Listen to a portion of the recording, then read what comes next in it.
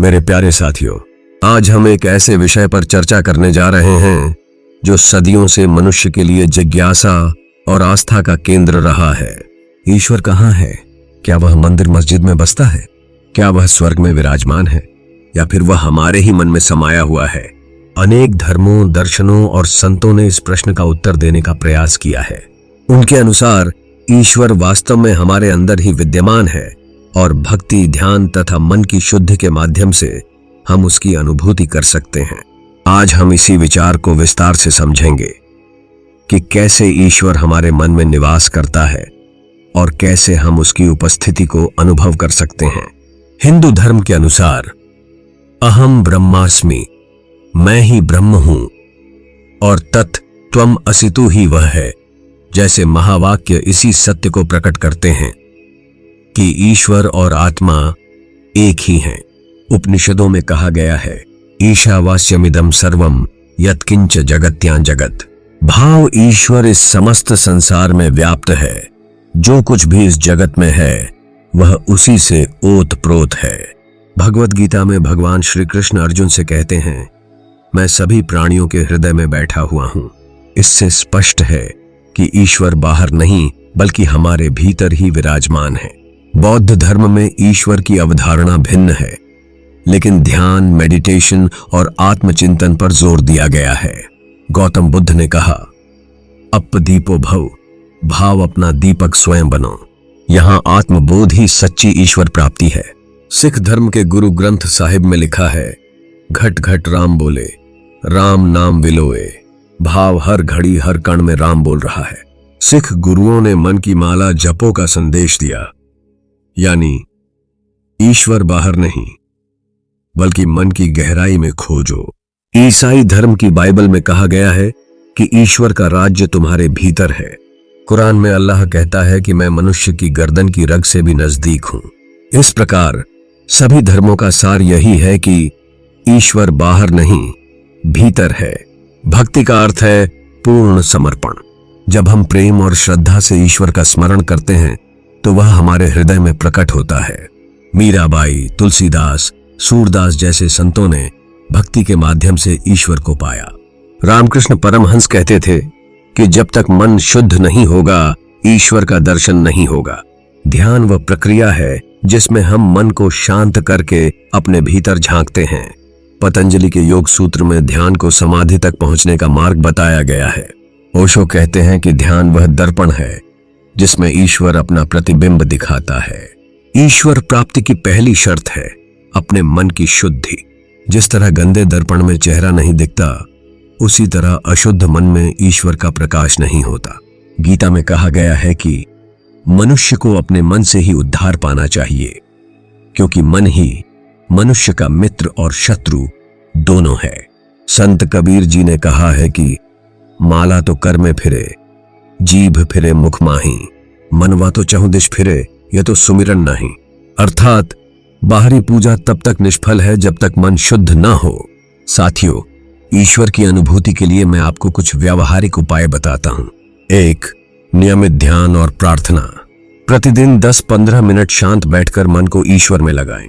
मंत्र जप जैसे AUM, राम नाम या किसी भी पवित्र शब्द से मन को एकाग्र करें। 2. सेवा और प्रेम का भाव।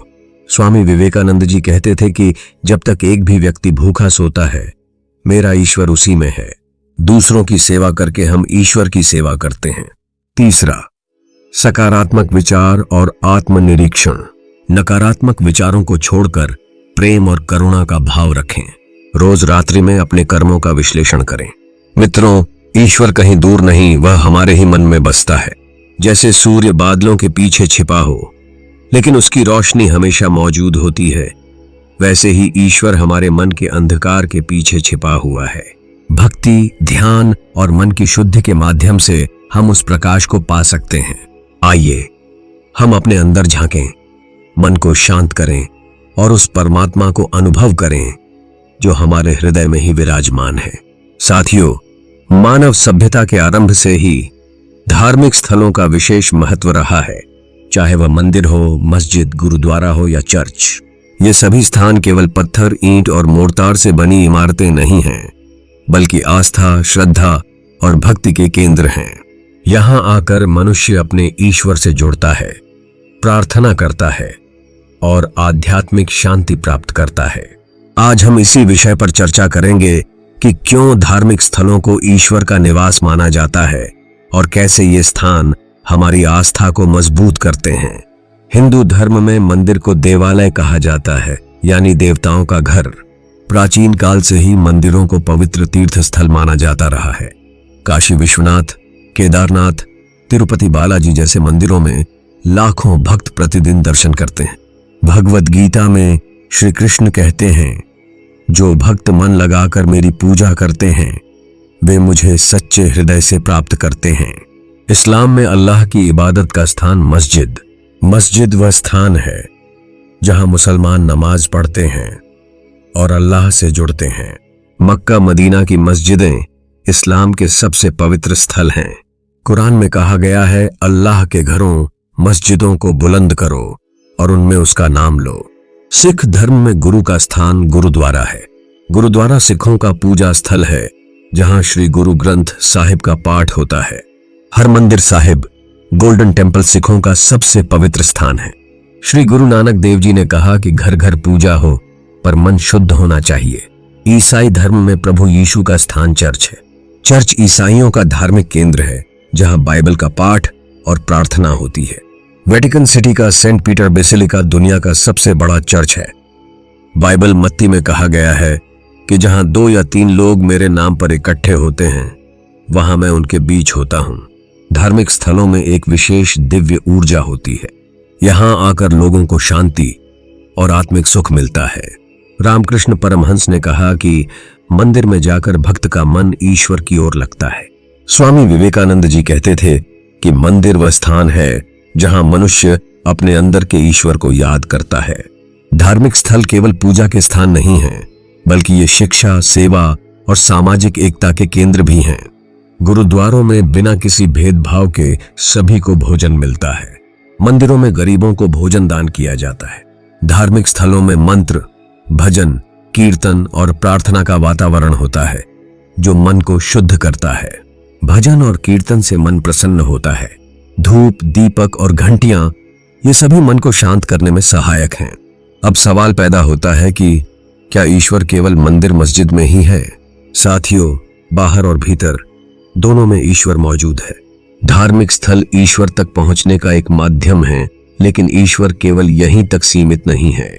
संत कबीर जी ने कहा है कि मोको कहां ढूंढे बंदे, मैं तो तेरे पास में। गीता में कृष्ण जी कहते हैं कि मैं सभी जीवों के हृदय में निवास करता हूं। साथियों, मंदिर मस्जिद जाने का मुख्य उद्देश्य अपने मन को ईश्वर में लगाना है, न कि केवल बाहरी रीति रिवाजों तक सीमित रहना। तुलसीदास जी ने लिखा है कि मंदिर वही सच्चा जहां मन का मैल मिटे। ओशो कहते हैं कि अगर मंदिर जाकर भी तुम्हारा मन नहीं बदलता तो वह सिर्फ एक इमारत है। आज के भागदौड़ भरे जीवन में मंदिर, गुरुद्वारा या चर्च जैसे स्थान मानसिक शांति प्रदान करते हैं। धार्मिक स्थल सभी जाति, धर्म और वर्ग के लोगों को एक साथ लाते हैं। ये स्थान हमारी सांस्कृतिक विरासत को बचाए रखते हैं। साथियों, मंदिर, मस्जिद, गुरुद्वारा और चर्च जैसे धार्मिक स्थल ईश्वर की भक्ति के प्रतीक हैं। ये स्थान हमें आध्यात्मिक ऊर्जा देते हैं, लेकिन याद रखें, ईश्वर केवल इन्हीं स्थानों तक सीमित नहीं है, वह हमारे हृदय में भी विराजमान है। आइए हम इन पावन स्थलों का सम्मान करें, लेकिन साथ ही यह भी याद रखें कि सच्ची पूजा मन की शुद्ध से होती है। हम एक ऐसे विषय पर चर्चा कर रहे हैं जो हमारे चारों ओर व्याप्त है, फिर भी हमारी दृष्टि से ओझल रहता है। वह विषय है प्रकृति में ईश्वर की उपस्थिति। जब हम सुबह सूर्योदय देखते हैं, पहाड़ों की ऊंचाइयों को निहारते हैं, नदियों के प्रवाह को सुनते हैं, तो क्या हम वास्तव में इनमें ईश्वर के दर्शन कर पाते हैं? आज हम इसी रहस्य पर प्रकाश डालेंगे कि कैसे संपूर्ण सृष्टि ईश्वर का विस्तारित स्वरूप है।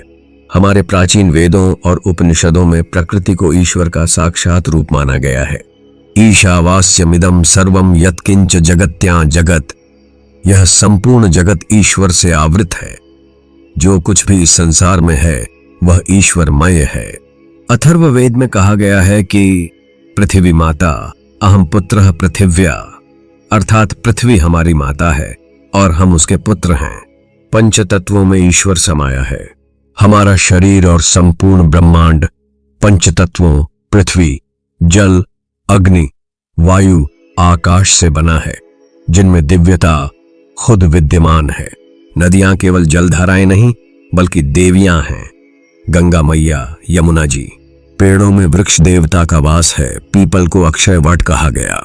पर्वत केवल चट्टाने नहीं बल्कि देवताओं के निवास स्थान हैं। कैलाश पर्वत सिख धर्म में गुरु नानक देव जी ने प्रकृति को ईश्वर का प्रत्यक्ष प्रमाण बताया कि पवन गुरु, पानी पिता, माता धरती महत, अर्थात हवा हमारा गुरु है, जल पिता है और धरती माता है। जैन मुनि प्रकृति के सबसे छोटे जीव सूक्ष्म जीवों में भी परमात्मा के अंश को देखते हैं। ईसाई धर्म की बाइबल में कहा गया है कि प्रकृति ईश्वर की पहली पुस्तक है जिसके माध्यम से वह हमसे बात करता है। आधुनिक विज्ञान भी प्रकृति के चमत्कारों को स्वीकार करता है, जैसे कि फोटोसिंथेसिस, पेड़ों द्वारा सूर्य के प्रकाश को भोजन में बदलने की अद्भुत प्रक्रिया, समुद्र से वाष्प बनकर बादल और फिर वर्षा बनकर वापस आना, गुरुत्वाकर्षण, पृथ्वी का हर वस्तु को अपनी ओर खींचने का नियम।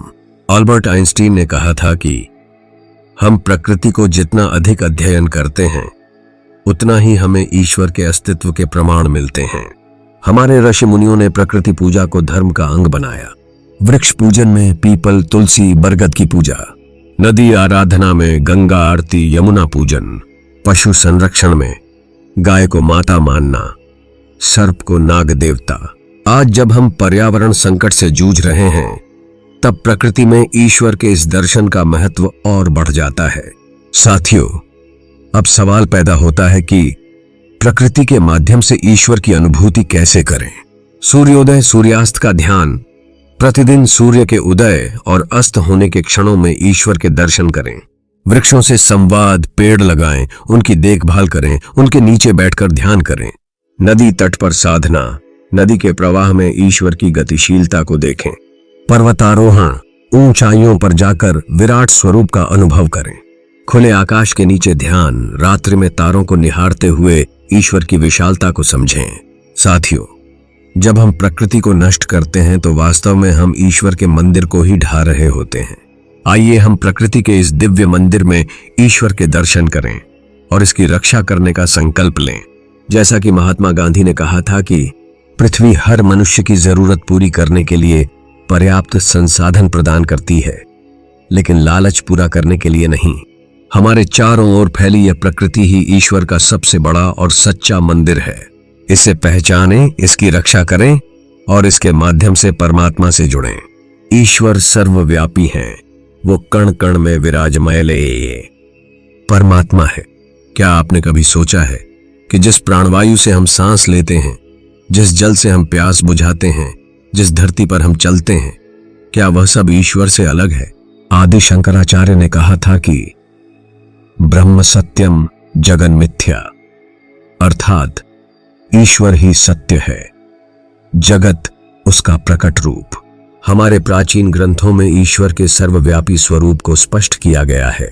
ईशावास्योपनिषद का प्रसिद्ध मंत्र, ईशावास्यमिदं सर्वं यत्किंच जगत्या जगत, अर्थात यह संपूर्ण जगत ईश्वर से आवृत है। जो कुछ भी इस चराचर जगत में है वह ईश्वरमय है। श्वेताश्वतरोपनिषद में कहा गया है कि तस्य भासा सर्वमिदं विभाति, अर्थात उसी ईश्वर के प्रकाश से यह संपूर्ण जगत प्रकाशित हो रहा है। भगवद गीता में श्री कृष्ण जी कहते हैं कि मया तत्मिदं सर्वं जगदव्यक्त मूर्तिना, अर्थात मेरी अव्यक्त मूर्ति से यह संपूर्ण जगत व्याप्त है। आदि शंकराचार्य ने अद्वैत सिद्धांत द्वारा समझाया कि जीव और ब्रह्म में कोई अंतर नहीं, संपूर्ण सृष्टि ब्रह्म का ही विस्तार है। अहम ब्रह्मास्मि, अर्थात मैं ही ब्रह्म हूं। रामानुजाचार्य ने बताया कि जीव ईश्वर का अंश है, संपूर्ण सृष्टि ईश्वर का शरीर है। सर्वम खलविदम ब्रह्म, सब कुछ ब्रह्म ही है। भक्ति परंपरा के संतों ने गाया है कि हरि अनंत हरि कथा अनंता, अर्थात भगवान अनंत हैं, उनकी कथाएं अनंत। घट घट में राम बोले, अर्थात हर हृदय में राम बोलते हैं, जहां देखूं वहां तू ही तू। सूर्य में ईश्वर का तेज, नदियों में उनकी गतिशीलता, पर्वतों में उनकी स्थिरता, आकाश में उनकी विशालता, प्राणवायु में ईश्वर का जीवनदायी स्वरूप, जल में उनकी पवित्रता, अग्नि में उनका तेज, पृथ्वी में उनकी धारण शक्ति, हृदय में ईश्वर का निवास, मस्तिष्क में उनकी बुद्धि, आंखों में उनकी दृष्टि, हाथों में उनकी क्रियाशीलता। सर्वव्यापी ईश्वर की अनुभूति कैसे करें? सब कुछ ईश्वरमय है, इस भावना को विकसित करें। प्रत्येक वस्तु में दिव्यता देखने का अभ्यास करें। सब में तुम्हारा ही स्वरूप देखूं की भावना रखें। प्रकृति के प्रत्येक अंग को प्रणाम करें। सभी कार्यों को ईश्वर को अर्पित करें। सेवा भाव से कार्य करें। सभी धर्मों में ईश्वर की एकता का संदेश वसुधैव कुटुंबकम, अर्थात संपूर्ण पृथ्वी एक परिवार है। साथियों, महान वैज्ञानिक अल्बर्ट आइंस्टीन ने कहा था कि हम दो तरह से जीवन जी सकते हैं, या तो सब कुछ को चमत्कार की तरह देखें या फिर किसी को भी चमत्कार न समझें। आइए हम पहला मार्ग चुनें। जब हम यह समझ लेते हैं कि ईश्वर सर्वव्यापी हैं, तो हर व्यक्ति में हमें ईश्वर के दर्शन होने लगते हैं। प्रत्येक वस्तु पूजनीय हो जाती है। संपूर्ण जीवन एक पवित्र यज्ञ बन जाता है। जैसा कि संत कबीर जी ने कहा है कि मुँह को कहां ढूंढे बंदे, मैं तो तेरे पास में, ना मैं देवल ना मैं मस्जिद ना काबे कैलाश में। अर्थात ईश्वर को मंदिर मस्जिद में ढूंढने वाले वे तो हर जगह हैं, आपके श्वास प्रश्वास में, आपके हृदय की धड़कन में, इस सृष्टि के कण कण में। बस आंखें खोलने की आवश्यकता है। कर्म और भक्ति ईश्वर प्राप्ति का सर्वोत्तम मार्ग। भगवद गीता, जो समस्त मानवता के लिए जीवन का दर्शन प्रस्तुत करती है, इस प्रश्न का उत्तर देती है कि निष्काम कर्म और सच्ची भक्ति के माध्यम से हम ईश्वर की प्राप्ति कर सकते हैं। आज हम इसी पवित्र संदेश को समझेंगे कि कैसे कर्म योग और भक्ति योग हमें परमात्मा से जोड़ते हैं। गीता का मूल संदेश, कर्म योग की महिमा। गीता में श्री कृष्ण जी कहते हैं कि न हि कश्चित् क्षणमपि जातु तिष्ठत्य कर्मकृत, अर्थात कोई भी प्राणी क्षण भर भी बिना कर्म किए नहीं रह सकता। कर्म के 3 प्रकार हैं। सात्विक कर्म, जो शुद्ध भाव से होता है। राजसिक कर्म, जो फल की इच्छा से होता है। तामसिक कर्म, जो अज्ञानता से होता है। निष्काम कर्म से मन की शुद्धि, आत्मविकास, ईश्वर की प्राप्ति होती है। गीता में भगवान कहते हैं कि मय्यावेश्य मनो ये मां नित्य युक्ता उपासते, अर्थात जो लोग मुझ में मन लगाकर निरंतर मेरी उपासना करते हैं। भक्त 4 प्रकार के होते हैं। आर्त भक्त, अर्थात संकट में याद करने वाला। जिज्ञासु भक्त, अर्थात ज्ञान की खोज करने वाला। अर्थार्थी भक्त, जो धन की कामना से भक्ति करता है। ज्ञानी भक्त, जो सच्चे ज्ञान से युक्त हो।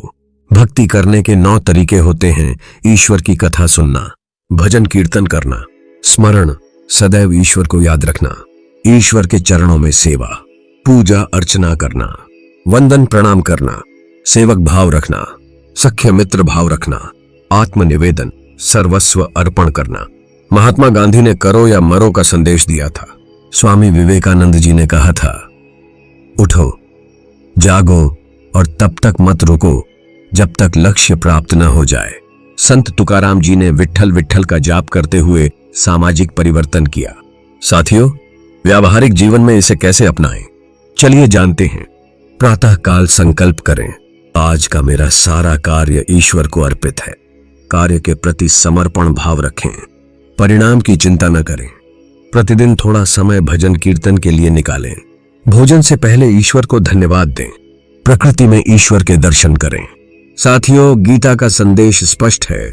योग कर्म सुकौशलम, अर्थात कुशलता पूर्वक कर्म करना ही योग है।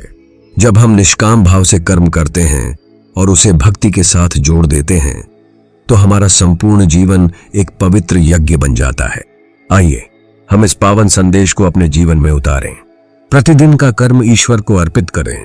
प्रत्येक सांस में उनका स्मरण करें।